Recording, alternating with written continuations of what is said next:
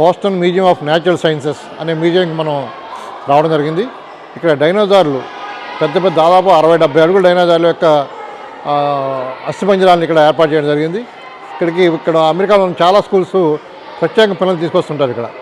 అంటే ఇక్కడ natural science, physics, chemistry, అలాగే ఇక్కడ ఈ యొక్క యానిమల్స్ యొక్క హిస్టోగ్రఫీని ఇక్కడ తెలియజేసే విధంగా ఏర్పాటు చేశారు. ఇక ముఖ్యంగా ఇక్కడ అతి ఖరీదైన రత్నాలు, వజ్రాలు ఇక్కడ ఏర్పాటు చేశారు. సైంటిఫిక్గా విద్యార్థులకు విజ్ఞానం పెంచడానికి ఎంతగానో ఉపయోగపడుతుంది ఈ మ్యూజియం. ఈ మ్యూజియంలో ఉదయం 9 నుంచి ఇక్కడ వస్తూ ఉంటుంది. ముఖ్యంగా హాలిడేస్లో పిల్లల్ని బాగా తీసుకొస్తుంటారు. ఇక్కడ ప్రతిదీ వివరంగా రాసి ఎన్ని సంవత్సరాల క్రితం ఈ డైనోసార్ పుట్టింది, ఎన్ని సంవత్సరాల క్రితం చనిపోయింది, వాళ్ళ విగ్రహాల యొక్క వివరాలు ఏంటి అనేది ఇక్కడ ఏర్పాటు చేశారు. ఆకాశ హార్మోన్లాగా పెద్ద పెద్ద డైనోసార్లు పెద్ద ఎత్తున ఈ మ్యూజియంలో ఏర్పాటు చేశారు. చూడడానికి కొంత భయంకరంగా ఉన్న పిల్లలకి సైంటిఫిక్గా విజ్ఞానకరంగా ఉంది. చాలా బాగుంది ఇక్కడ.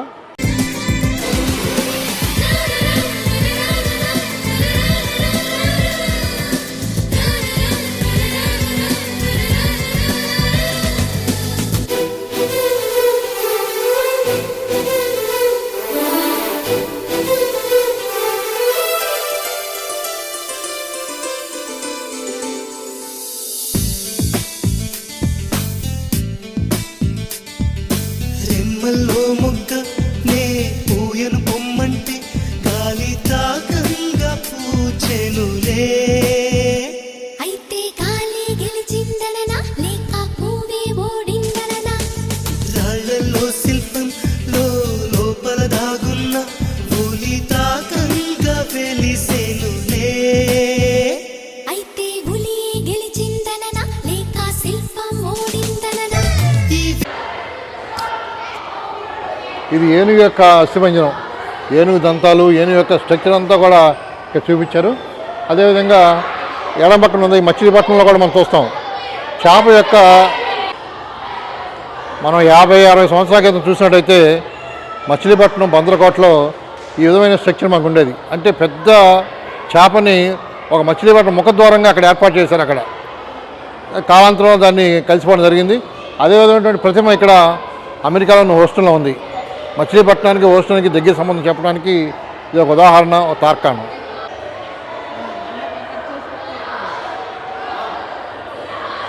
ఇది జిరాఫ్ యొక్క అస్థిపంజరం.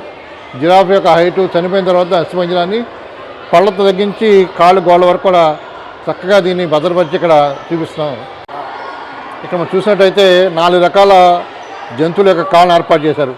మొట్టమొదటిదేమో హార్స్ యొక్క పాదం, రెండవది డియర్ యొక్క పాదం, 3 క్యామిల్ యొక్క పాదం, 4 బైసన్ యొక్క పాదం. ఈ 4 రకాల పాదాలు గోళ్ళతో ఎంత స్ట్రాంగ్గా ఉందో చూడండి. దాదాపు చనిపోయి 60-70 సంవత్సరాలైనా వాటి పాదాలు మాత్రం ఇలాగా మన కళ్ళ ముందు కనబడేలాగా ఏర్పాటు చేశారు. మనిషి పుట్టుగా కోతుల నుంచి చెప్పడానికి ఇక చక్కటి ఉదాహరణ.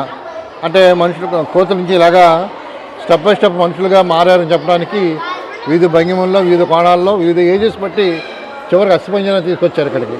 ప్రజెంట్ మనం ఈ స్టేజ్లో ఉన్నాం. స్టార్టింగ్ స్టేజ్ ఈ విధంగా ఇక్కడ ఉంది.